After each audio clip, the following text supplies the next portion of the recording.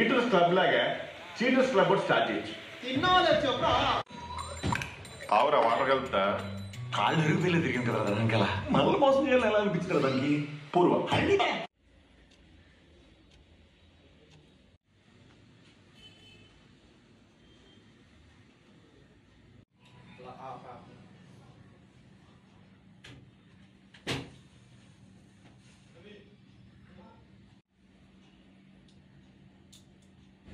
బంద్ అని ఎవరికి మాకే ఇంటిమేషన్ లేదు. మేము ఛాంబర్ మెంబర్సే.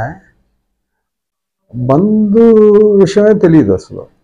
ఇది వాళ్ళు అక్కడ ఒక 20 మందో 30 మందో అనుకుని చేయటం కరెక్ట్ కాదు. మాకు అసలు తెలియదు. అది పేపర్లో చూడటమే. ప్రాబ్లం ప్రొడ్యూసర్స్దే. ప్రొడ్యూసర్స్ స్ట్రాంగ్గా ఉండి మాట్లాడుకుంటే సీఎంని కలవాలి కదా ప్రొడ్యూసర్స్ అందరూ. ఇండస్ట్రీ అంటారు, ఇండస్ట్రీ అని డిక్లేర్ చేయరు. కరెంటు బిల్ ఏమో 10 రూపాయలు వస్తుంది యూనిట్కి. అవి ఆలోచించకుండా బంద్ అని ఇప్పటివరకు ఎప్పుడు బంద్ జరగలే.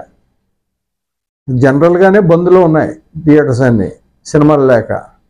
వీళ్ళు కొత్తగా బంద్ చేసేది ఏముంటుంది?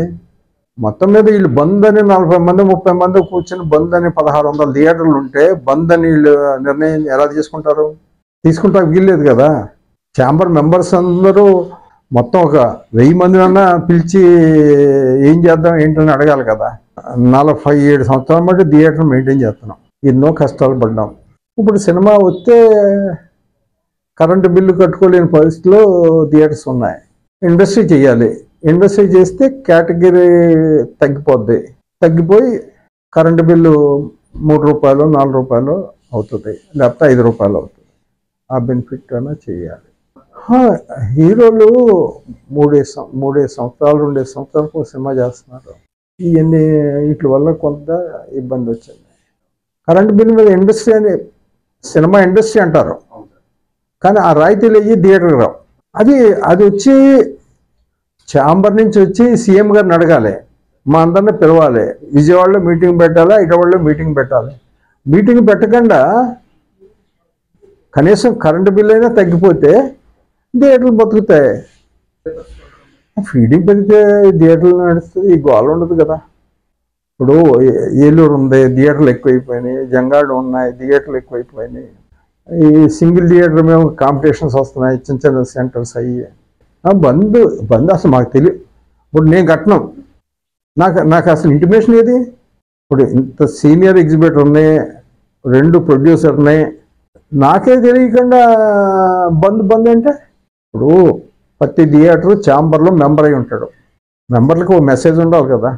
హీరోలు కూడా ప్రొడ్యూసర్స్ కూడా ఎక్కువ రోజు సినిమా తీయటం, ఓటీటీ గురించి ఆలోచిస్తున్నారు తప్ప థియేటర్స్ గురించి ప్రొడ్యూసర్స్ ఆలోచించట్లా. ఇప్పుడు హీరో ఎప్పుడు ఎదుగుతాడు? ఈ ఫ్యాన్స్ అందరూ కలిపి బ్యానర్లు కట్టి కట్అవుట్లు కట్టి అప్పుడు కదా హీరో పెరిగేది. థియేటర్లు మూసేయమని ఓటీటీకి ఇచ్చుకోవచ్చుగా. ఏమి ఆలోచించకుండా థియేటర్లు మూసేస్తున్నాం. ఎవరిని బెదిరించినట్టుంది. ఎట్టి పరిస్థితుల్లో సీఎం గారి దగ్గర కలిసి సీఎంని మా ఇబ్బంది ఇది, మాకు ఇండస్ట్రీ అంటున్నారు కాబట్టి మాకు ఈ కరెంటు బిల్ తగ్గించండి అని అడగాలి. అప్పుడు ఏదైనా ఛాంబర్ని గుర్తిస్తారు.